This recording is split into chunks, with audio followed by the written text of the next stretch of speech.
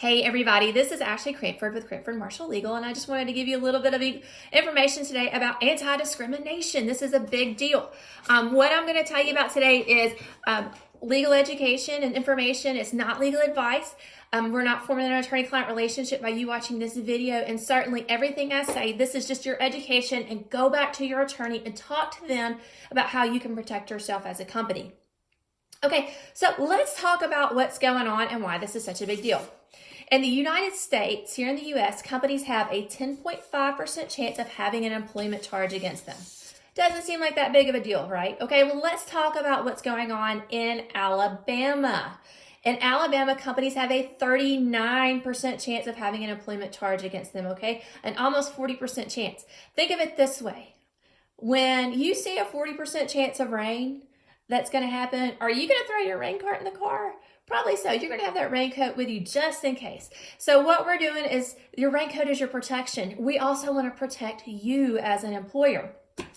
That puts Alabama in the top 10 states that have the most employment charges against them, okay? And all this information about the statistics, I got it from an insurance company that puts all of these statistics together so that they can make accurate decisions for their companies on what to charge them with insurance and things, so it's pretty accurate information.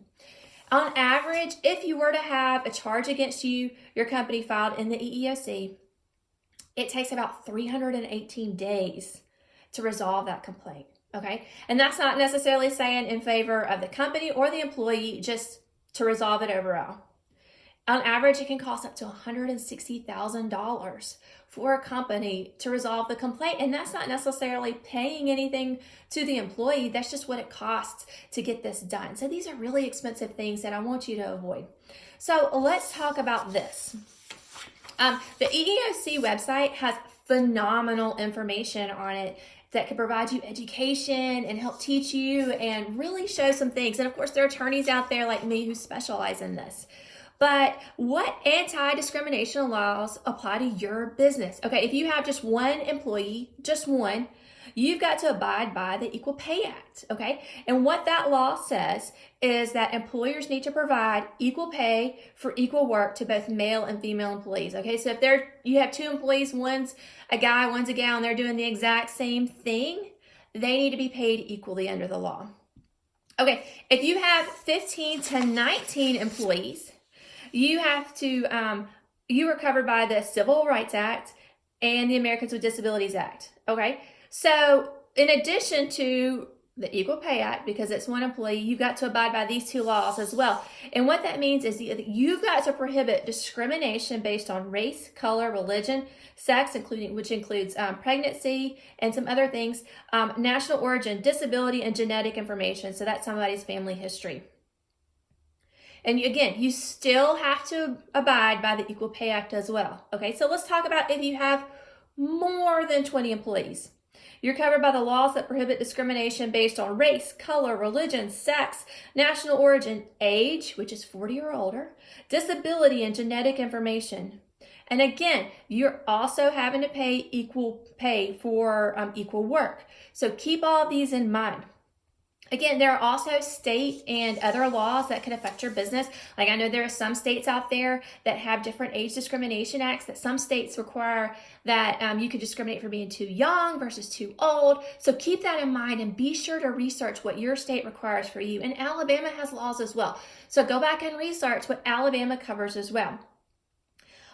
How do you help yourself out, and what do you do to be proactive to avoid having a problem? Super, super easy. First thing you do is you have an employee handbook, okay? And in your employee handbook, you put out your company's policies that you don't allow these things to happen. You don't allow discrimination, harassment, retaliation. Any of those things need to be in your employee handbook. And if you don't have those in your employee handbook, reach out to your attorney to help you put those in your employee handbook. Those are super, super important policies to have.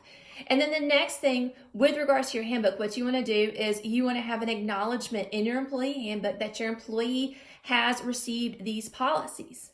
Okay, so you're going to have preferably 2 pages in your handbook, one that you're going to keep on your file and one that your employee can keep if they sign and says, yes, I received this handbook and I read it, so that they know their responsibilities to themselves and to other employees so that they aren't doing the things that can get you in trouble.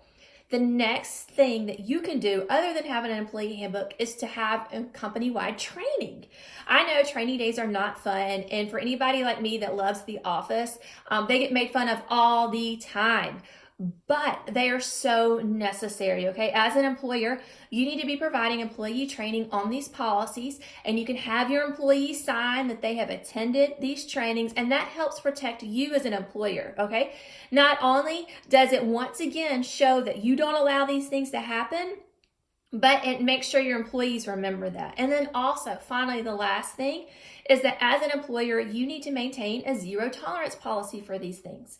Okay, so you can't let it slide sometimes and not let it slide the other. You need to always be sure to take care of it. Okay, so with that regard, one thing and last thing I want to tell you on with this video is, in accordance with the Alabama State Bar requirements, no representation is made that the quality of legal service to be performed by me, if you chose me, is greater than the quality of legal services performed by others. That's the Alabama State Bar tagline that I always want to include. But yeah, just remember that, guys. The 3 major ways to avoid having an issue and having a charge brought against you is to have policies in place that your employees get, to provide training, and to not put up with it as an employer, and make sure that your employees understand that you don't handle it, okay? So that's it for today. I hope you guys have a great day. And if you have any questions, again, reach out to your legal attorney.